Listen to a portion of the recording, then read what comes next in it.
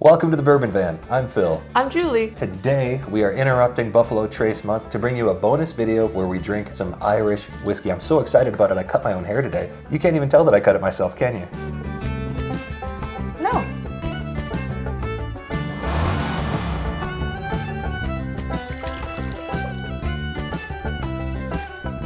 Today we're trying something a little bit different, obviously. Irish whiskey. We don't really drink a lot of it around here. We historically have enjoyed Jameson, Paddy, Powers, whatever you have when we're at the bar. A couple of years ago, we asked our friend to recommend something to us that we probably hadn't had yet. Slane was on sale. We bought it up. Wouldn't you know it, it's made by Brown-Forman, and we loved it. So that bottle has remained in our liquor cabinet for the past couple of years. We have had to replace this bottle a couple of times. We're not Irish, but we do enjoy the Irish whiskey from time to time. We don't know that much about it, and honestly, we've never really done a tasting of anything that's cost more than about $25 to $30. To say that we've drank it from time to time means pretty much just pull it out in the month of March. Yeah. March every year is a little bit of Irish whiskey month. Yeah. This year we asked for another recommendation for Irish whiskey, and we were looking for something maybe a little elevated, something that costs a little more, to find out if we're missing out on anything. Nothing against Slane, because I really enjoy drinking it. Before I ever got into any of these guys, this I think was one of the first whiskeys that I actually really enjoyed. That's the first whiskey I ever saw you drink neat. True story. So today we're putting one bottle of Slane up against 3 bottles from Redbreast. So we're going to blind taste these to try and figure out, would we even notice if someone replaced our bottle of Slane with something pricier and possibly much better? It should be kind of interesting because I did a little pre-research on these because I had never heard of Redbreast before. That's just research. Well, I guess that's probably true. And the flavor profiles are quite different. It's going to be really, really interesting. I just want to give a rundown really quickly of what we're going to be drinking today. Primary contender, Slane, 80 proof, sells for $29.95 here in Oregon. Next up is Redbreast 12-year, also 80 proof, sells for $64.95. Quite a leap. Especially if it's for that little guy. No, we got, no. No, oh, okay. For the larger bottle. Next up, we have Redbreast 15-year, which is 92 proof, aged for 15 years. Isn't that surprising? Go figure. That one sells for $109.95 for a full-size bottle. Dang. You expect big things, right? I'm excited. There's not many $109 bottles in here, so. Finally, Redbreast Lustau? Maybe it's like Gusto? What's that? I feel like that was like an Aladdin. Probably not related. Redbreast Lustau, which is a 92 proof sherry cask finished Irish whiskey. Possibly because the Slane apparently spends a little time in sherry barrels as well. Could be real similar contender here. That one sells for $79.95. This is going to be really interesting. Yeah, and if they go neck and neck, I can tell you that I'm going to buy that $29.95 bottle. I think that's going to be an easy decision if that's the case. And this is just about having a good time. We don't do much St. Patty's Day celebrations here in Oregon, but growing up in Chicago, the Irish spirit was alive and well. Yeah, St. Patrick's Day in Chicago. It's a great place to be and a great time to be there. This will take us home a little bit. Let's give it a shot. We will taste them right to left. We will taste them left to right. A/B testing, but not a ton. This is just for fun. So just for fun, yeah. Here we go. We're just doing they smell radically different. I know. So I was like, oh, number 1 smells good. And then, what is this? I like that number 2. Okay, I think it's becoming abundantly clear just in our nosing that we don't know anything about Irish whiskey. It feels like a piano. Like it was like ding, ding, ding, ding. Like the no? Because like smell them like consecutively. How can they be so different? 3 of them are from the same brand. I do get a little like banana-y smell on that first one, but like almost like a banana bread, the mushed bananas that you would put in that. I agreed, yeah. This one's sweeter. This one's almost like jam, like the inside of a toaster strudel. Really tasty, warm toaster strudel. Oh wow, it almost smells creamy. Can something smell creamy? Is that possible? Yeah. Okay, then it does. I think the last one is more butterscotch than anything else. These were a little bit more vibrant in the nose, and this one's a little touch muted. Yeah, absolutely. We were supposed to go to Ireland in April of 2020. Yeah. And then pandemic. Yeah. So we're still trying to get to Ireland. Maybe if we had gone, we'd know what the heck we're doing. I know. This is a good primer because someday we're gonna go to Ireland and we're gonna know something about something by the time we get there. To be perfectly honest, I feel like you persuaded me to get more into whiskey and bourbons because we were gonna go to Ireland, and I wanted to feel a little bit more knowledgeable because all at that point I had drank was Slane, which they I don't even know if they would drink it over there. I'm guessing they do. I would hope so. It's awfully good stuff. It is. I mean, we think it's awfully good good stuff. Yeah. Let's find out. And Jameson. I think those are the only 2 Irish ones I've ever had. Honestly, I don't know that I've ever had an Irish whiskey that I didn't like. You ready? I am. Cheers. Sláinte. Is that how you say it? I have no idea. Is that how you say it? We should. We should have looked that up. Well, cheers. Well, cheers. This one tastes like a barrel. There is a little bit of a bitter oak on the back end.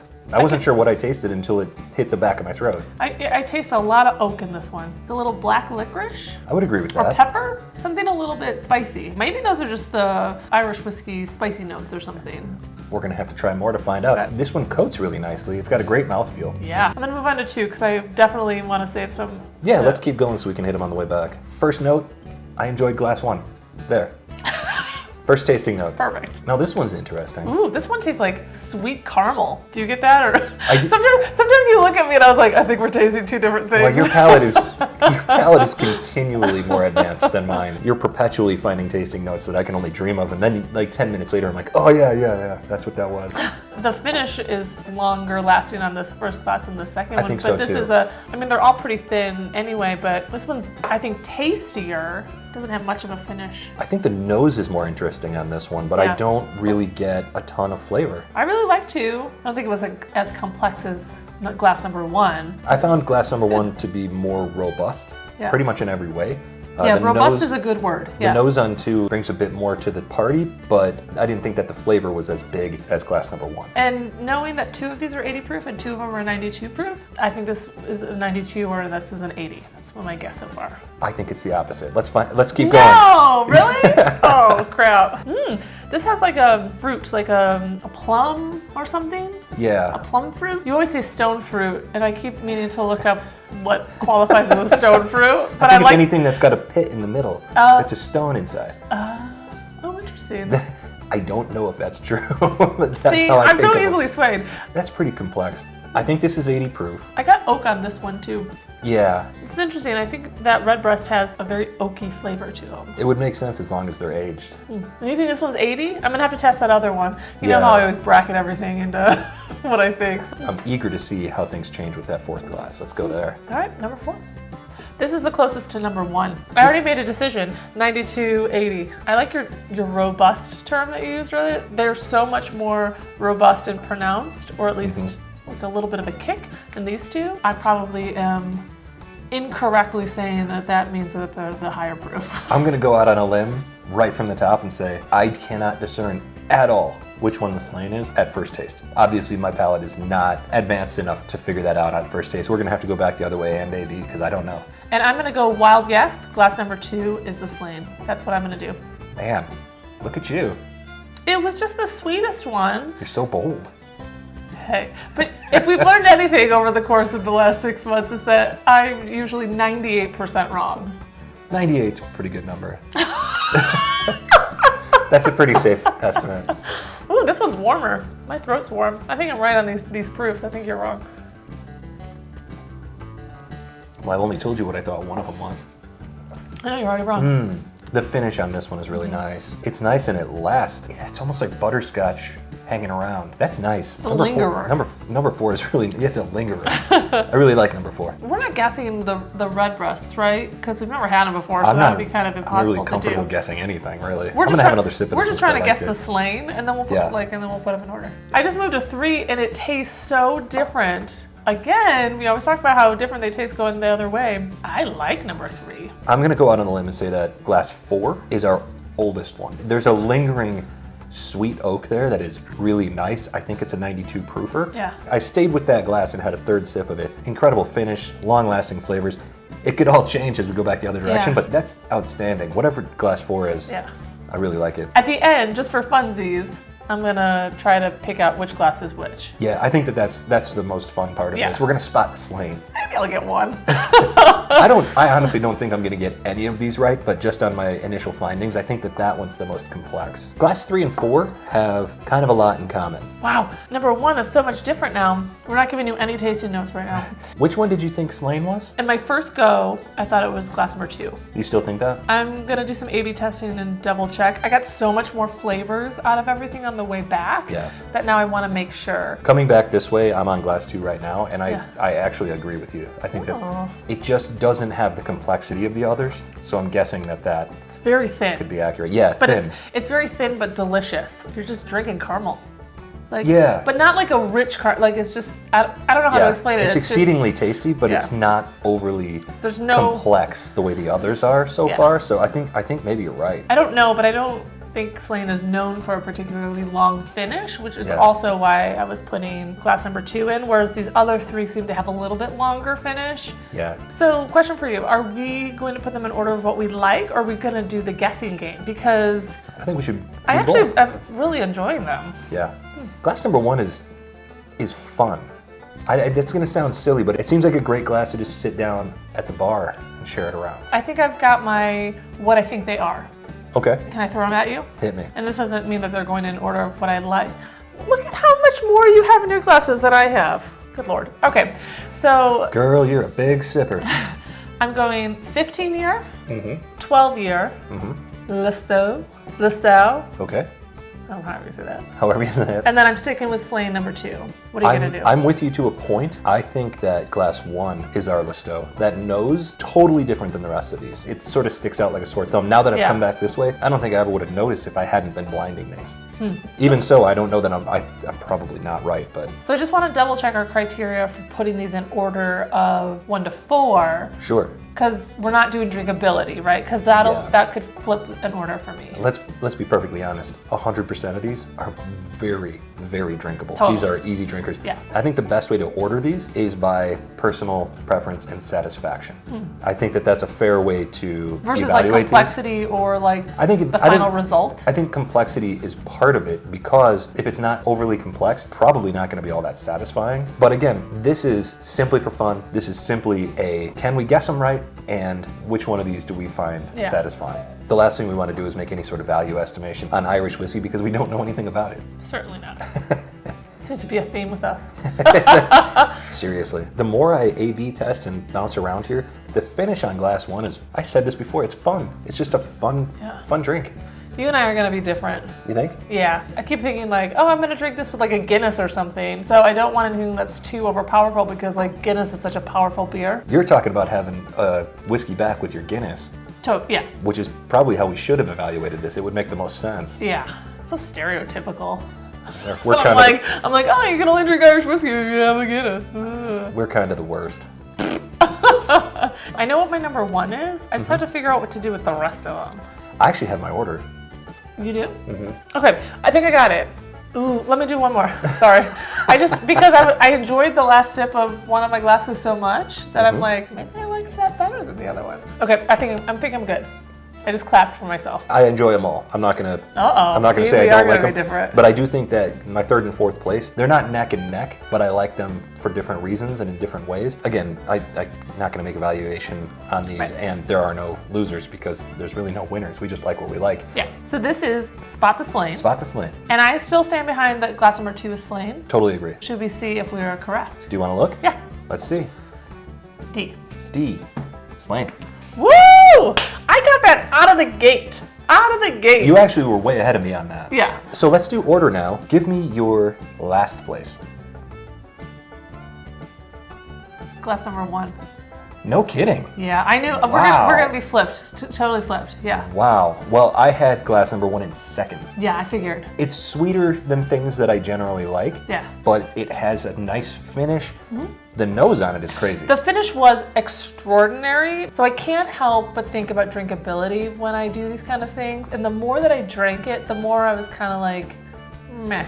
You know, like Now you got me thinking. I know, I really enjoyed it, but like at the end, it was almost like, you know, it's like almost like you said the word cloying. It was almost like clawing. Like I was just like, I don't know, pass. So you're right. If I'm just gonna have one, that one is my 2nd place. If I'm gonna have more than one, definitely not 2nd place. I'm just talking about drinking one glass, like the more the sips. But yes. Okay. But yeah. So I'm gonna keep it in 2nd place. Okay. Do you have a guess on what that one is? I'm sticking with whatever I said earlier. You think that this is the 12? I think this is, yeah. I think that this is our finished whiskey. I think that's why it's so sweet. Oh, interesting. So this is glass D. No, C. Nope. Glass C is Redbreast Lustau Edition. So it is the finished with. It's the Lustau Sherry Cask Oh, finish. interesting. Because I was thinking that this one was going to be the Lustau because this is not aged And this was so that's kind of, I thought they were similar tasted. We're guessing on the age of the Lustau, but quite honestly, for all we know, it could be 12 years plus sherry cask. We don't know. True, okay. We should probably look that up. Interesting. That's my second place because I found a lot of complexity. It's a sweetness that I didn't find to be overly sweet. Again, these are all pretty sweet, and I think that's why. If I put this up against a rye or a bourbon, I think I would say, oh my goodness, this tastes like candy. It's too sweet.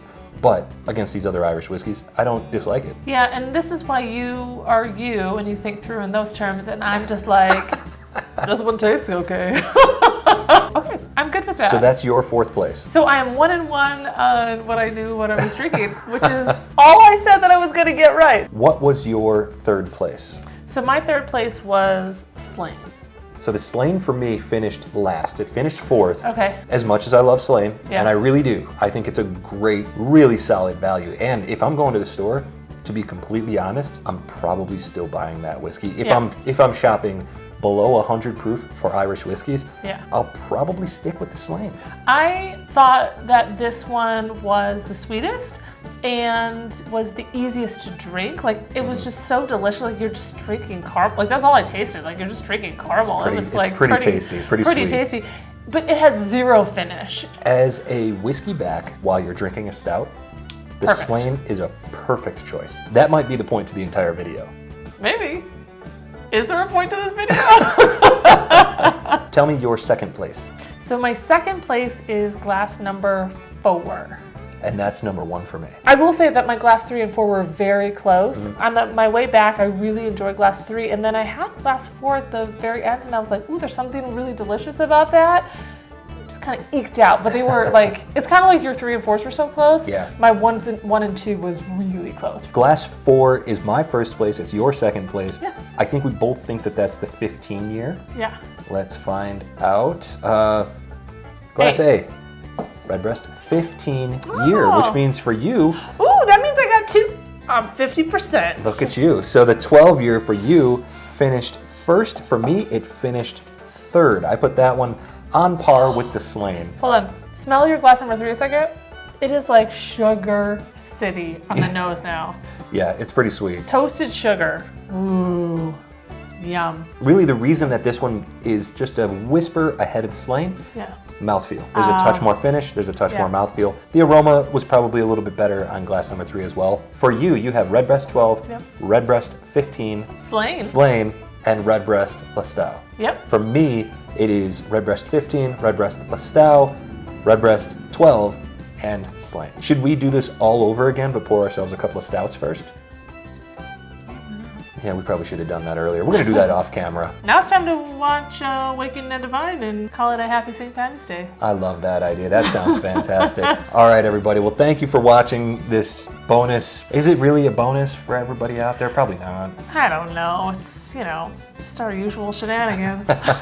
Well, let us know. Either way, St. Patrick's Day is coming up. What's your Irish whiskey of choice? Totally. We're not going to try it this year, but next year we'll do this all over again with some other recommendations, I hope. This year, what I really wanted to do was track down a bottle of cask strength Irish whiskey. We've never had anything high proof in terms of Irish whiskey, so we weren't able to do that this year, but hopefully next year. So this was a lot of fun. We are interested in knowing, are cask strength Irish whiskeys really worth pursuing? Yeah. I have a hunch that they're going to be, but we have no idea. So we would love to hear your input. Like, comment, subscribe, let us know what you think. From wherever we are. To wherever you are. Cheers. Cheers.